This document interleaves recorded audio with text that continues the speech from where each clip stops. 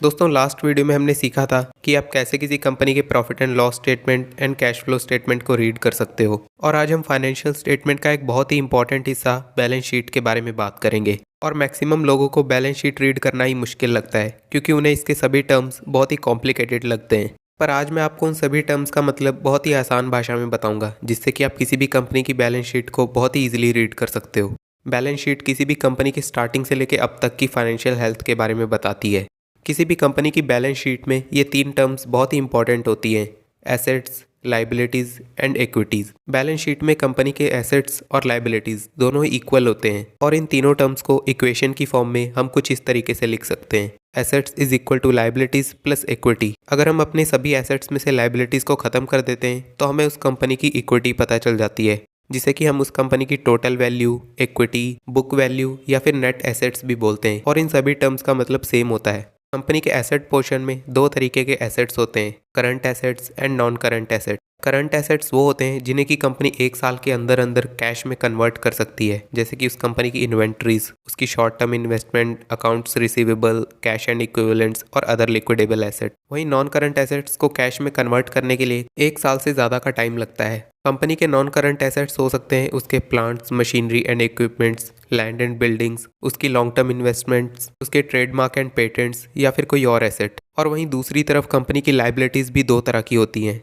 Current liabilities and non current liabilities. Current liabilities वो होती हैं जिन्हें कंपनी एक साल के अंदर अंदर पे कर सकती है, जैसे कि उसके account payables, short term loans, long term loan dues, income tax payable या फिर डिविडेंड पेबल एटसेट्रा। वहीं नॉन करंट लाइबिलिटीज़ वो होती हैं जिन्हें पे करने के लिए कंपनी के पास एक साल से ज़्यादा का टाइम है, जैसे कि उसका long term debt, deferred tax liability या फिर कोई और लॉन्ग टर्म लाइबिलिटी। तो अब मैं आपको प्रैक्टिकली बताता हूँ कि आप कैसे बैलेंस शीट को एनालाइज कर सकते हो। तो पिछले वीडियो में भी हमने एशियन पेंट्स के फाइनेंशियल स्टेटमेंट को एनालाइज किया था, तो हम इसी के साथ कंटिन्यू करते हैं, लेकिन ये सिर्फ एजुकेशनल पर्पस के लिए है। तो बैलेंस शीट के लायबिलिटी सेक्शन में पहले दो कॉलम है: शेयर कैपिटल एंड रिजर्व्स। जब आप शेयर कैपिटल और रिजर्व्स को ऐड कर देते हो तो आपको उस कंपनी की टोटल वैल्यू का पता चल जाता है, जिसे कि हम कंपनी की टोटल इक्विटी या फिर शेयर होल्डर इक्विटी भी कहते हैं। अगर हम एशियन पेंट्स की टोटल इक्विटी को कैलकुलेट करें तो वो है 12,503 करोड़ रुपए। पहले मैं आपको इस शेयर कैपिटल का मतलब बताता हूँ। तो शेयर कैपिटल का मतलब होता है जब कंपनी अपने शेयर्स को मार्केट में इशू करती है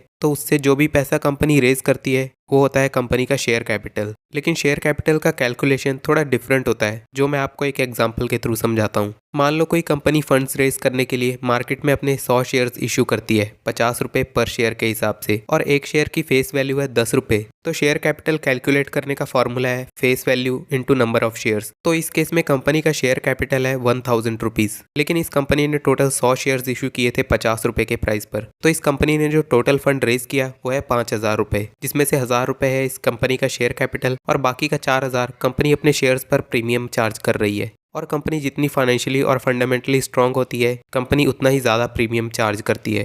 पर शेयर कैपिटल ज़्यादा इंपॉर्टेंट नहीं है। अगर कंपनी के लिए कुछ इंपॉर्टेंट है तो वो है उसके रिजर्व्स। कंपनी जो भी प्रॉफिट कमाती है उसका कुछ हिस्सा कंपनी अपने पास ही रखती है, उसे ही हम उस कंपनी के रिजर्व्स कहते हैं। कंपनी ये पैसा अपनी फ्यूचर ग्रोथ के लिए रिजर्व रखती है। इन पैसों से वो बिजनेस का एक्सपेंशन कर सकते हैं या फिर अपने डेट का रिपेमेंट कर सकते हैं। जब कंपनी के पास ज़्यादा रिजर्व्स एंड सरप्लस होते हैं तो खराब इकोनॉमिक कंडीशन में भी उस कंपनी को ज़्यादा मुश्किल नहीं होती। तो आप जिस कंपनी में भी इन्वेस्ट करना चाहते हो उसके रिजर्व एंड सरप्लस हर साल इंक्रीज होते रहने चाहिए।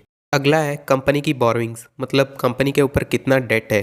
कंपनी के ऊपर डेट कम है या फिर ज़्यादा है ये हमें उसके डेट टू इक्विटी रेशियो से पता चलेगा। अगर हम एशियन पेंट्स के डेट टू इक्विटी रेशियो को कैलकुलेट करें तो उसका टोटल डेट है 1399 करोड़ और उसकी टोटल इक्विटी है 12,503 करोड़। अगर हम इसके डेट टू इक्विटी रेशियो को कैलकुलेट करें तो वो है 0.11, मतलब कंपनी का डेट उसकी इक्विटी के मुकाबले बहुत ही कम है, जो कि एक अच्छी बात है। इसके अलावा कंपनी की कुछ और लाइबिलिटीज़ भी हो सकती हैं, जैसे कि non controlling interest, trade payables, advance from customer या फिर कोई और लाइबिलिटी। नॉन कंट्रोलिंग इंटरेस्ट का मतलब होता है जो कंपनी के कंट्रोल में नहीं है। फॉर एग्जांपल, अगर एशियन पेंट्स किसी दूसरी कंपनी के 80% शेयर्स को ओन करती है और बाकी के 20% शेयर्स उस कंपनी के प्रमोटर्स होल्ड करते हैं और वो कंपनी साल भर में 100 रुपये का प्रॉफिट कमाती है, तो इस 100 रुपये के प्रॉफिट में 80% प्रॉफिट एशियन पेंट्स का होगा, लेकिन बाकी का 20% प्रॉफिट एशियन पेंट्स को उस कंपनी को भी देना पड़ेगा जो कि 20% शेयर्स को होल्ड करती है। तो इस 100 रुपए के प्रॉफिट में से 80 रुपए के प्रॉफिट पर एशियन पेंट्स का कंट्रोल है, लेकिन 20 रुपए के प्रॉफिट पर इसका कोई कंट्रोल नहीं है। तो ये है एशियन पेंट्स का नॉन कंट्रोलिंग इंटरेस्ट।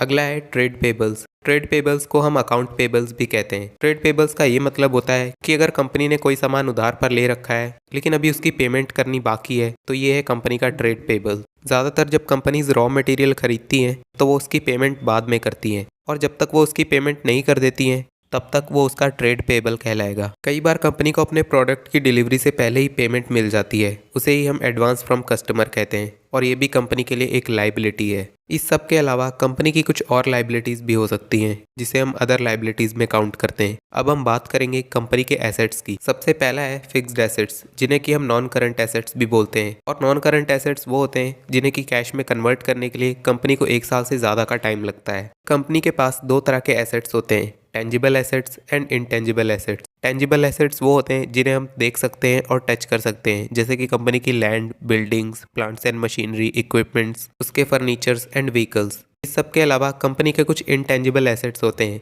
जिसे ना तो हम देख सकते हैं और ना ही टच कर सकते हैं, जैसे कि उस कंपनी के ट्रेडमार्क, कॉपीराइट, पेटेंट्स एटसेट्रा। अगला है कैपिटल वर्क इन प्रोग्रेस। ये भी कंपनी के नॉन करंट एसेट्स होते हैं। कैपिटल वर्क इन प्रोग्रेस का मतलब होता है कंपनी के वो एसेट्स जो कि अभी पूरी तरह से रेडी नहीं है। फॉर एग्जांपल, अपने बिजनेस के एक्सपेंशन के लिए कंपनी नए प्लांट्स और बिल्डिंग की मैन्युफैक्चरिंग करती है, और जब तक ये मैन्युफैक्चरिंग कंप्लीट नहीं हो जाती तब तक कंपनी का जितना भी पैसा इस मैन्युफैक्चरिंग में इन्वॉल्व है उसे हम कैपिटल वर्क इन प्रोग्रेस कहते हैं। उसके बाद आती हैं कंपनी की इन्वेस्टमेंट्स, अगर उसने किसी म्यूचुअल फंड या फिर शेयर्स में इन्वेस्ट किया है। इसके अलावा कंपनी के कुछ करंट एसेट्स भी हो सकते हैं, जैसे कि उसकी inventories, trade receivables, cash equivalents, loan and advances, या फिर कोई और एसेट। कंपनी के पास 3 तरह की इन्वेंट्री होती है।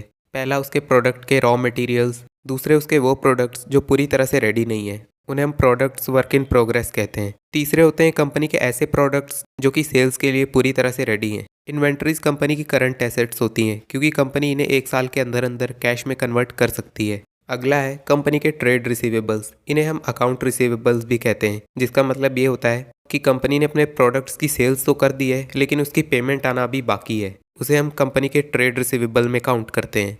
और ट्रेड रिसीवेबल भी कंपनी का एक करंट एसेट है। अगला है कैश इक्विवेलेंट। ये वो कैश होता है जो कंपनी के बैंक में पड़ा है। कंपनी के बैंक में कैश होना बहुत ज़रूरी है, लेकिन ये कैश बहुत ज़्यादा नहीं होना चाहिए। अगर ज़्यादातर पैसा कंपनी के बैंक में पड़ा रहेगा, इसका मतलब ये है कि कंपनी उस कैश को सही से यूज़ नहीं कर पा रही है। किसी भी कंपनी के बैंक में कितना कैश होना चाहिए ये हम किसी और वीडियो में डिस्कस करेंगे। अगला है लोन्स एंड एडवांसेस। हो सकता है कंपनी ने किसी को लोन दिया हो या फिर अपने किसी सप्लायर को एडवांस में पेमेंट कर दी हो, या ऐसा भी हो सकता है कि कंपनी ने अपने एम्प्लॉयज़ को एडवांस में सैलरी दे दी हो। तो ये कंपनी के लोन्स एंड एडवांसेस हैं, और ये भी कंपनी के करंट एसेट्स के अंडर आता है। अगर आप कंपनी के total assets and total liabilities देखो तो ये दोनों इक्वल हैं, और इसीलिए इसे बैलेंस शीट कहते हैं। और बैलेंस शीट को रीड करते वक्त आपको ये ज़रूर चेक करना चाहिए कि कंपनी के करंट एसेट्स उसके करंट लायबिलिटीज से ज़्यादा हों, क्योंकि अगर उसकी करंट लायबिलिटीज ज़्यादा होंगी तो शॉर्ट टर्म में कंपनी को काफ़ी मुश्किल हो सकती है। इसे चेक करने के लिए आप करंट रेशो का यूज़ कर सकते हो, जिसका फॉर्मूला है current assets divided by current liabilities. अगर करंट रेशो 1 से ज़्यादा का है तो ये कंपनी के लिए एक अच्छा साइन है, लेकिन अगर उसका करंट रेशो 1 से कम का है मतलब उसकी करंट लायबिलिटीज ज़्यादा हैं और कंपनी को शॉर्ट टर्म में मुश्किल हो सकती है। आप चाहो तो इसे बैलेंस शीट से कैलकुलेट कर सकते हो, अदरवाइज आप इसे डायरेक्टली भी चेक कर सकते हो। जैसे एशियन पेंट्स का करंट रेशो 1 से ज़्यादा का है, जो कि एक अच्छी बात है। तो इस तरह आप किसी भी कंपनी की बैलेंस शीट सिर्फ कुछ ही मिनटों में एनालाइज कर सकते हो। अगर आपको अब भी बैलेंस शीट के रिगार्डिंग कोई डाउट है तो आप मुझे कॉमेंट सेक्शन में पूछ सकते हो। अगर आपको ये वीडियो पसंद आई हो तो इसे लाइक करो, और मेरे इस चैनल को भी सब्सक्राइब कर सकते हो ऐसे एजुकेशनल वीडियोज़ और देखने के लिए। Thanks for watching this video and bye.